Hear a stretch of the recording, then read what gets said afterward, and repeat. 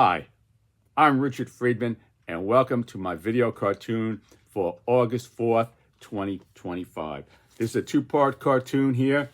Part one here is President Trump taking questions from reporters on the White House lawn, explaining why the reasoning for his firing the labor statistics chief, Erika Entrafer, and that's part over a bad jobs report. And here he is talking to a reporter. We're going to get into that, but I first want to give you the introduction to the cartoon here. And that's part one of it, where he's being interviewed. And towards the end, he mentions a replacement for her, that he's going to pick someone who is above all else honest and somebody we can trust. Okay? And here is the individual that I, in my own in Trump's fantasy that I put in here, would be that individual who he could trust, and that would be Honest Abe Goldfish, next commissioner. Honest Abe Goldfish, the next commissioner of statistical analysis. And that is for the government on jobs. So this is President Trump's, President Trump's thoughts about who he could possibly pick, somebody, and I personified it in this second part of the cartoon, my own creation. Okay, Honest Abe Goldfish, next commissioner. Okay, and that is the commissioner for the Bureau of Labor Statistics, the commissioner for the Bureau of Labor Statistics, which is very, very important. See, that is like the binoculars that people look through to see what's going on in the economy. Corporations contribute to this. It's not just this one person. She doesn't do anything. She just puts it. She just presents it. That's her administrative position. It goes to hundreds and hundreds of economists and researchers and corporations who contribute their data to this, and then they come together. And of course, a lot of times they have to revise it. People themselves may change. Oh, say we did this wrong, we did that wrong. So when you think about it, all these hundreds of individuals and groups that contribute to this in corporations, it's mathematically impossible for some things to have to be changed down the road.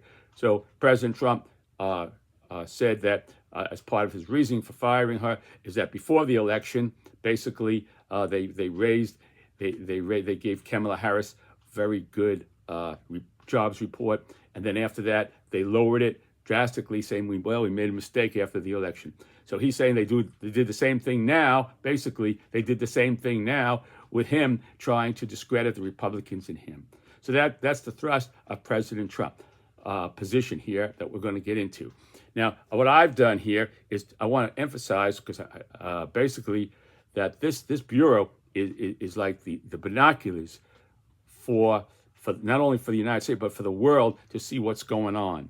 So it's like I'm making this analogy here, and I'm going to show it to you, and here it is. This is from the Titanic lookouts, and on the Titanic, they couldn't find the binoculars, and boom, they hit the iceberg. So here it goes. Here it is. Okay, there it goes.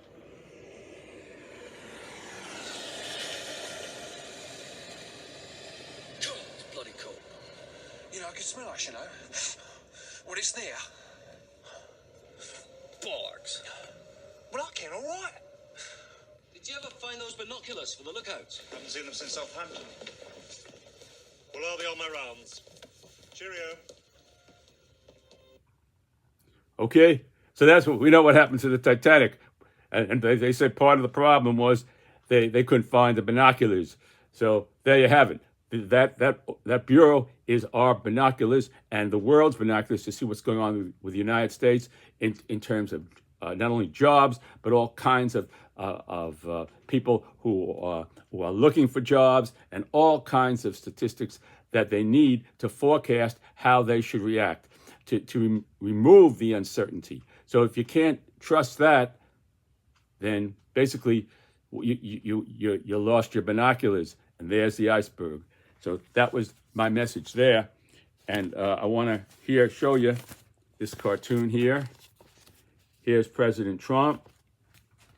And again, here is his new, my interpretation of somebody honest who they can trust. And that would be Honest Abe Goldfish, the next commissioner for the Bureau of Labor Statistics. And there he is, got his pen here, and he's writing something favorable to President Trump, which were on the jobs, the future jobs coming for August, September, and October, making his forecast as in his new position. And that we'll get to that. Now I want to read you the introduction here. Here is the introduction. Okay, I'm going to read that to you here. And this is Richard's Trump, someone we can trust. Replacement for Labor Statistics Chief Erika Entrafer, who the president fired over her reported data showing an unexpected slowdown in jobs. After figures were released by her Bureau of Labor Statistics, her Bureau of Labor Statistics showing that employers in the U.S. added just 73,000 jobs in July, far below forecast of 109,000 to 109,000 new roles or jobs. And the agency also revised down employment growth in May and June, reporting 250,000 fewer jobs than previously thought. So this goes back to the last 3 months, May, June, and July, reporting 250,000 fewer jobs in May and June. And President Trump posted on social media the claim that Entrafer, that's the former commissioner of the Bureau of Labor Statistics, had, quote, rigged job figures to make the Republicans and me look bad. That was posted with the president posting on Truth Social on Friday, the economy is booming under Trump. The economy is booming. Okay, so that was the introduction. And then here is the, basically, here is President Trump being interviewed here. And here it goes. President Trump takes a question outside White House from a reporter on the monthly jobs report moving forward. Why should anyone trust the numbers? And replacing Erika Estrada as labor statistics chief. Those are two issues that came up as he was being questioned on the White House lawn. And he was leaving for his club in New Jersey. And before leaving, he was taking questions from reporters. And then President Trump responded here. This is the way he responded to that question. You're right. Why should anyone trust the numbers? So President Trump is saying that the whole United States, or their forecasting statistics, is a bunch of bullshit. That's what it comes down to. And the world sees this, so we can't. How can we trust what the United States say? How could corporations who have to make decisions? How can they who go by this? How can they trust it? So President Trump is throwing a dynamite stick into the trust and confidence that people have in the United States statistics and their forecasts. Okay, that's right there. You see. So you're right. Why should anyone trust the numbers? You go back to the election 2 or 3 days before the election, and they came out with numbers that very favorable to Kamala, who was it was massive. It was massive. Okay, that's what he said. I took his exact words. To try and get her elected. And on the 15th of November or thereabout, they had an 800,000 or 900,000 overstatement reduction. So they reduced it right after the election. First it went up, boom, down, like a roller coaster. That's what he's saying they did with the job numbers to get Kamala elected. It didn't work. I won. It did not work. I won. And he did say that. I believe their numbers were phony, like before the election. And you know what? I fired her. And I did the right thing.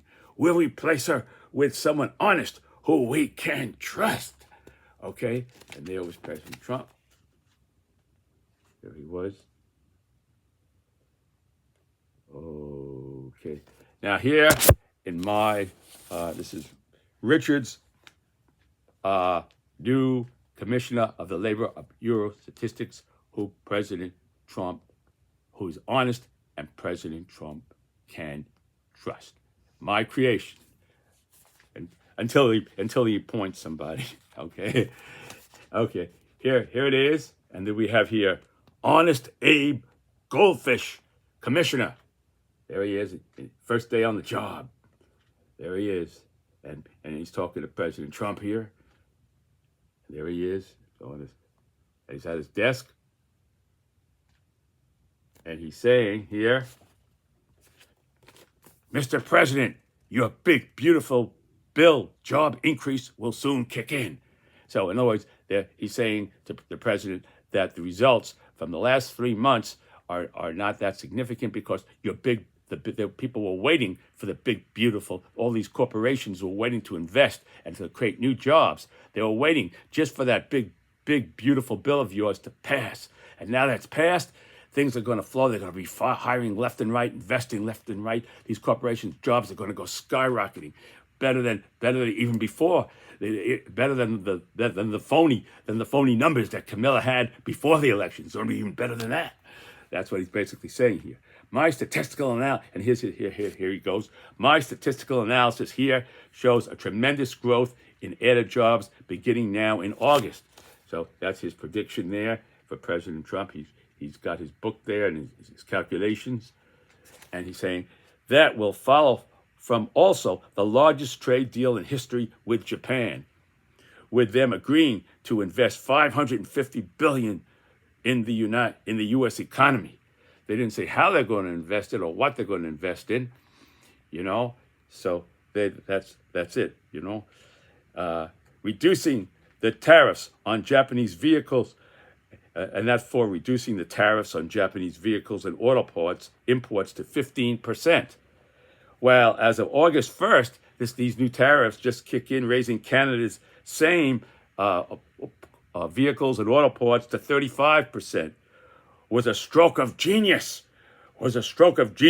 since the U.S. and Canada jointly make cars together. So he's saying here, basically, that this is going to help. This is going to help.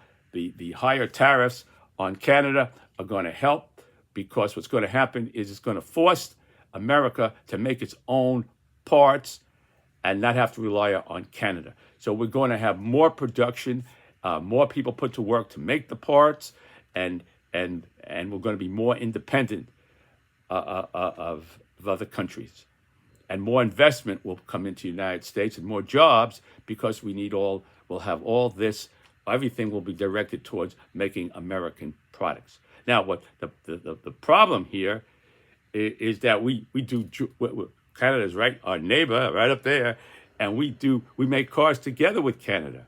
A lot of those, so somebody took apart. I watched this, a Ford F-150 truck to see how much of the parts came from Canada, because it said made in America, F-150, it's Ford, that's Ford, and American company. So they took the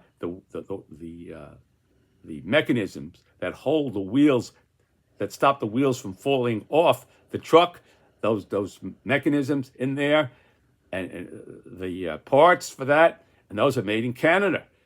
So there there's going to have to be an import on. That's an example of an import product and they said we can't make it. I'll stop making it ourselves because we're all set up to do quality control on the parts that come in. So every part that comes in for Canada has a unique system of being tested for that specific part. So not only are they going to have to find new ways to make parts, they're going to have to find new ways to test those parts that they make before they put it into the car, because everything is already set up and the groundwork is already there for them to test the parts that come in from Canada. So all parts have to be tested. So you're going to have the new testing procedures.